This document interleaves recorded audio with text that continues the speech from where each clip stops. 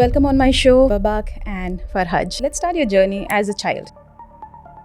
I wasn't very good in school till like age of 16. I actually struggled with like being able to speak any language. I wanted to learn, but what I was learning wasn't very engaging or wasn't being delivered in the right way. People to keep telling me like I should do things this way and just like work up the ladder. I was like, there must be maybe a better way to like do something. I was lucky that like I was kind of born into like a lower middle class family with really large dreams and aspirations. It was kind of like around the 9th grade when I got my first adrenaline rush. Going to computer science class or something in our school, tiny little room. And there were a bunch of like nerdy Indian kids in there playing with like these robots. I guess like for the first time, I begged my parents, I would really love this robotics kit. Kids don't have patience to go through those lectures. What do you think should be an ideal way of changing the most traditional way of education? when I was growing up, it was always like, do your good, get your good grade, nail your degree, and you're guaranteed a job. That was not happening. It's probably the one thing that if different can just get people excited to learn. That's probably the first thing you need to do. I think in my opinion, like really good educators are really good storytellers. And unfortunately, most educators don't get into education for the purpose of storytelling. Thinking that one professor can teach 30 to 40 kids and be extremely productive at making all of them succeed is just really difficult if they're not a powerful storyteller. So there's a lot of new institutions. At Build Space, what we did is we really empowered people to follow their passion. The build space that you mentioned, is it still on as a project? It's crazy. Last season, there were 70,000 people who participated in the program. We just came back from Argentina. I think I met like 7-8 people that were inspired and they're building like amazing companies or pop-ups or amazing tech businesses. They're like, oh my God, you were at Build Space. That inspired me because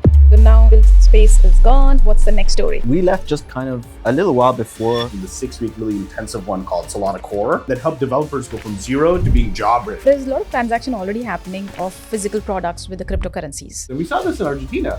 There was a bakery right underneath and they were accepting payments in stablecoins. Oh, beautiful.